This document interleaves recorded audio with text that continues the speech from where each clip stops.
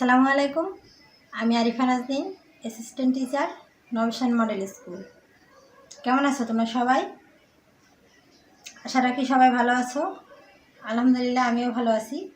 আজকে তোমাদের সাথে আমার ক্লাস হবে ব্যবসায় উদ্যোগ, অধ্যায় 4, মালিকানার ভিত্তিতে ব্যবসায়। আজকে আমরা অংশীদারি ব্যবসা সম্পর্কে জানব। এর আগে আমরা এক মালিকানা ব্যবসা সম্পর্কে জেনেছি। এক মালিকানা ব্যবসায় মূলধন কম থাকে, তাই না? কিন্তু দায় অনেক বেশি থাকে। এছাড়া এর আওতা বা পরিধি অনেক কম থাকে। এই আওতা বা পরিধি বৃদ্ধির জন্য এবং ঝুঁকি বা দায় কমানোর জন্য আমরা অংশীদারি ব্যবসা করে থাকি।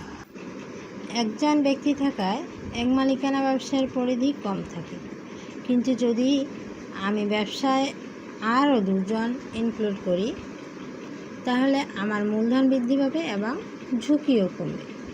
তাই একাধিক ব্যক্তি মিলে নিজেদের পুঁজি ও সামর্থ্য একত্রিত করে যে ব্যবসা সংগঠন গড়ে ওঠে তাকে অংশীদারি ব্যবসা বলে। বাংলাদেশে মুনাফা বণ্টন, সিদ্ধান্ত গ্রহণ, দায়িত্ব কর্মবিভাজন ইত্যাদি বিষয় নিয়ে ব্যবসাটি পরিচালিত হয়। যেহেতু এখানে একাধিক ব্যক্তি থাকে তাই এখানে ঝামেলা হওয়ারও চান্স থাকে।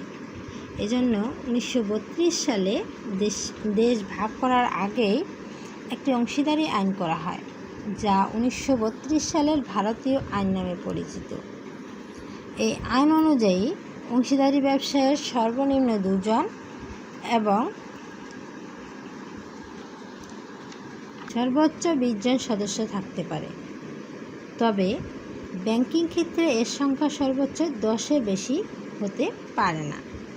ব্যাংকিং মানে হচ্ছে যদি সেটা ব্যাংক ব্যবসা হয়ে থাকে, যেমন ইসলাম ব্যাংক, ওয়ান ব্যাংক ইত্যাদি। এবং এই 1932 সালের অংশীদারি আইনের 4 ধারায় বলা হয়েছে সকলের দ্বারা বা সকলের পক্ষ হতে একজন এই ব্যবসা পরিচালনা করবে। এটা তাদের চুক্তির মধ্যেই লিপিবদ্ধ থাকবে। এবার আমরা আসব অংশীদারি ব্যবসার গঠন। অংশীদারি ব্যবসার গঠনেও আইনি জটিলতা নেই। এটি এক মালিকানা ব্যবসার মতোই। এক্ষেত্রে কোনো আইনি ঝামেলা পোহাতে হয় না। শুধু চুক্তি সম্পাদনের জন্য 2 জন যোগ্য ব্যক্তি লাগবে। 1932 সালের আইনে এ ব্যবসায় চুক্তি ও নিবন্ধনকে বাধ্যতামূলক করা হয়নি। তাই মৌখিক চুক্তির ভিত্তিতে এ ব্যবসায় পরিচালিত হতে পারে। তবে আমরা দেখি যে মৌখিক চুক্তি মাধ্যমে যদি আমরা ব্যবসা করি তাহলে বিভিন্ন ধরনের ঝামেলা থাকে। আমরা যদি এই চুক্তিটা লিখিতভাবে করি তাহলে আমরা এই ঝামেলাগুলো এড়িয়ে চলতে পারব। তাই বিভিন্ন ধরনের ঝামেলা এড়ানোর জন্য চুক্তি লিখিত হওয়াই বাঞ্ছনীয়। চুক্তিকে অংশীদারি ব্যবসার মূল ভিত্তি হিসেবে গণ্য করা হয়। এই ব্যবসা শুরু করার জন্য সিটি কর্পোরেশন বা পৌরসভা থেকে ট্রেড লাইসেন্স সংগ্রহ করতে হয়। আমরা যেটা এক মালিকানা ব্যবসায় দেখেছিলাম যে যদি সেটা পৌর এলাকায় হয় তাহলেই শুধু ট্রেড লাইসেন্স লাগে, অন্যথায় লাগে না। কিন্তু অংশীদারি ব্যবসায়ের ক্ষেত্রে ট্রেড লাইসেন্স বাধ্যতামূলক। এরপর আমরা আসব অংশীদারি ব্যবসায়ের বৈশিষ্ট্য। একাধিক সদস্য মানে হচ্ছে আমরা জানি এ ব্যবসায়ের সদস্য সংখ্যা 2 জন, একের অধিক। আমরা চাইলেও একা এ ধরনের ব্যবসা স্থাপন করতে পারবো না। চুক্তিবদ্ধ সম্পর্ক যদি কোনো চুক্তি 2 জন ব্যক্তি বা তার অধিক ব্যক্তির মধ্যে না ঘটে তবে এটিকে আমরা অংশীদারি ব্যবসা বলতে পারবো না, কারণ চুক্তি অংশীদারি ব্যবসায়ের মূল ভিত্তি। হচ্ছে মূলধন সরবরাহ। সাধারণত এ ধরনের ব্যবসায় 2 বা ততোধিক ব্যক্তির মূলধন সরবরাহ করে থাকে, কারণ আমরা পূর্বেই জেনেছি এ ধরনের ব্যবসায় সর্বনিম্ন 2 জন সদস্য মিলে চুক্তির মাধ্যমে গঠিত হয়ে থাকে। কিন্তু কোনো ক্ষেত্রে মূলধন সরবরাহ না করেও কেউ এ ব্যবসায় সদস্য হতে পারে। সেক্ষেত্রে কী হয়? সেক্ষেত্রে সে ব্যক্তির পরিশ্রম বা তার যে ব্যবসায় সুনাম আছে সেই সুনামটা ব্যবহার করার সুযোগ দেওয়া হয়। তারপর হচ্ছে পরিচালনা।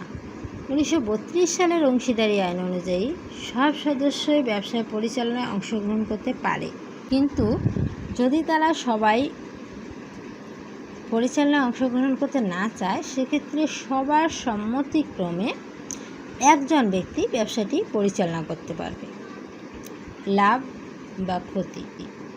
আমরা এক মালিকানা ব্যবসায় দেখেছি যে সব লাভ বা ক্ষতি মালিক একা ভোগ করে, কিন্তু এক্ষেত্রে তা নয়। এ ব্যবসায় লাভ বা ক্ষতি সমহারে বণ্টন হয়,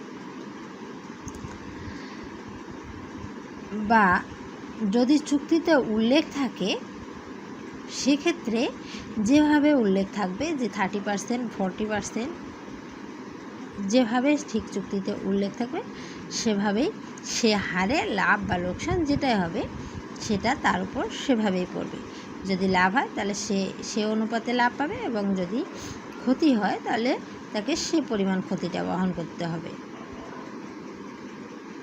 এরপর আমরা আসবো অংশীদারি ব্যবসার প্রকারভেদ। অংশীদারি ব্যবসায় বিভিন্ন প্রকারের হয়ে থাকে। যেমন 1 নম্বর হচ্ছে সাধারণ অংশীদার। সাধারণ অংশীদার হচ্ছে কি, যিনি ব্যবসায় বিনিয়োগ করেন, পরিচালনা করেন এবং ব্যবসায় সব ধরনের কাজের মধ্যে যিনি জড়িত থাকেন। এই ধরনের অংশীদারকে আমরা সাধারণ অংশীদার বলে থাকি। এরপর হচ্ছে ঘুমান্ত অংশীদার। ঘুমান্ত অংশীদার হচ্ছে এরা বিনিয়োগ করে লাভের অংশ পায়, কিন্তু ব্যবসায় পরিচালনায় অংশগ্রহণ করে না। এদের দায়ও সীমাবদ্ধ থাকে। এরা একটা নির্দিষ্ট দায় বহন করে থাকে। তারপর হচ্ছে নামমাত্র অংশীদার। এ ধরনের অংশীদার মূলধন বিনিয়োগ করে না। আমরা যেটা পূর্বে একটু জেনেছি, ব্যবসায় পরিচালনাও করে না। অন্যান্য অংশীদারদের মতো তার দায়ও অসীম নয়, শুধু তার সুনাম ব্যবহার করা হয়। আমরা ব্যবসায়ে তার সুনামটা শুধু ব্যবহার করব, এবং চুক্তি অনুযায়ী তাকে একটা লাভের নির্দিষ্ট অংশ বা অর্থ প্রদান করতে হবে। তারপর হচ্ছে আপাতত দৃষ্টিতে অংশীদার। এ ধরনের অংশীদারগণ ব্যবসায় থেকে অবসর গ্রহণের পরও, মানে সে ব্যবসা থেকে চলে গেছে, কিন্তু ব্যবসায় যে তার মূলধনটা ছিল এটা সে উত্তোলন করেনি, মানে ব্যবসা থেকে সে তার মূলধনটা নিয়ে যায়নি। এজন্য সে তার যে মূলধনটা ছিল সেটা সে ঋণ হিসেবে ব্যবসায় জমা রাখে। এরা মূলত ব্যবসায়ের পাওনাদার। তারপর হচ্ছে নামমাত্র অংশীদার। কোনো অংশীদার যার দায় সীমাবদ্ধ, ব্যবসা মূলধনের পরিমাণ ও সীমাবদ্ধ, এবং ব্যবসা পরিচালনায় অংশগ্রহণ করে না। সকল সদস্যের সম্মতিক্রমে নাবালক ব্যক্তি এ ধরনের অংশীদার হতে পারে। আমরা সাধারণত দেখি যে নাবালক ব্যক্তি কিন্তু ব্যবসায়ে অংশীদার হতে পারে না, কারণ 18 বছরের নিচে কেউ চুক্তি সম্পাদন করার যোগ্যতা রাখে না। আর অংশীদারি ব্যবসার মূল ভিত্তিটাই হলো চুক্তি। এরপর আসব আচরণে অনুমিত অংশীদার। এ ধরনের অংশীদার ব্যবসার প্রকৃত অংশীদার না হয়েও কথাবার্তা, লেখা বা অন্য কোনোভাবে নিজেকে ব্যবসায়ের অংশীদার হিসেবে পরিচয় দেয়। এই ছিল অংশীদারের প্রকারভেদ। এরপর আমরা আসব অংশীদারের ব্যবসায়ের বিলোপ সাধন। অংশীদারি ব্যবসায় নির্দিষ্ট সময় বা নির্দিষ্ট কর্মসম্পাদনের জন্য প্রতিষ্ঠিত হয়। অংশীদারি আইনের বিধান অনুসারে বিভিন্ন প্রক্রিয়ায় অংশীদারি ব্যবসায় বিলুপ্ত হতে পারে। 1 নম্বর হচ্ছে সকলে একমত হয়ে বিলোপ সাধন। মনে করো 5 জন মিলে একটা অংশীদারি ব্যবসায় শুরু করেছে, কিন্তু 1 বছর পর তাদের মনে হলো ব্যবসাটি তাদের জন্য তারা যেভাবে ভাবছিল সেভাবে তাদের ব্যবসাটি হচ্ছে না। তখন তারা 5 জনে মিলে 5 জনের সম্মতিক্রমে অংশীদারি আইনের 40 ধারা অনুযায়ী তারা হচ্ছে ব্যবসাটিকে বিলোপ সাধন করতে পারে, ব্যবসা থেকে অবসর নিতে পারে। তারপর হচ্ছে বাধ্যতামূলক বিলোপ সাধন। আমরা ধরে নিব রাজু, সোমা ও রনি তিনজন মিলে একটি অংশীদারি ব্যবসা প্রতিষ্ঠা করে। কিন্তু রাজু হঠাৎ ব্যাংক কর্তৃক দেউলিয়া ঘোষিত হলো বা তাদের ব্যবসাটি অবৈধ, তাহলে ব্যবসায়টি বাধ্যতামূলকভাবে বিলোপ সাধন করতে হবে। এটি অংশীদারি আইনের 41 ধারা অনুসারে হয়ে থাকে। তারপর হচ্ছে বিশেষ ঘটনা সাপেক্ষে বিলোপ সাধন। আমরা মনে করি এক্স, ওয়াই এবং জেড মিলে একটি নির্দিষ্ট কাজের উদ্দেশ্যে একটি ব্যবসা স্থাপন করলো। 2 বছর পর তাদের কাজটি শেষ হলো বা 1.5 বছর পর এক্স মারা গেল। 1932 সালের অংশীদারি আইনের 42 ধারা অনুযায়ী এ ধরনের বিলোপ সাধনকে বিশেষ ঘটনা সাপেক্ষে বিলোপ সাধন বলা হয়। তারপর হচ্ছে বিজ্ঞপ্তির মাধ্যমে বিলোপ সাধন। একটি অংশীদারি ব্যবসায়ে বিলোপ সাধনের জন্য একজন অংশীদারই যথেষ্ট। একজন অংশীদার যদি ইচ্ছা করে তাহলে সে অংশীদারি ব্যবসার বিলোপ সাধন ঘটাতে পারে। মনে করি রুবেল, কামাল এবং তমাল একটি অংশীদারি ব্যবসা স্থাপন করেছে। হঠাৎ করে দেখা গেল রুবেল কামাল ও তমালের সাথে ব্যবসা করবে না। সেক্ষেত্রে 1932 সালের অংশীদারি আইনের 43 ধারা অনুযায়ী সে বাকি দুজনকে একটি লিখিত বিজ্ঞপ্তি দিয়ে সে জানিয়ে দিল সে আর ব্যবসায় করতে চায় না। এটিকে আমরা বলি বিজ্ঞপ্তির মাধ্যমে বিলোপ সাধন। এরপর হচ্ছে আদালতের নির্দেশে বিলোপ সাধন। আবেদনের প্রেক্ষিতে যদি আদালত কোনো একটি ব্যবসা প্রতিষ্ঠানকে বিলোপ সাধনের নির্দেশনা দেয় তাহলে এটিকে বলা হবে আদালতের নির্দেশে বিলোপ সাধন।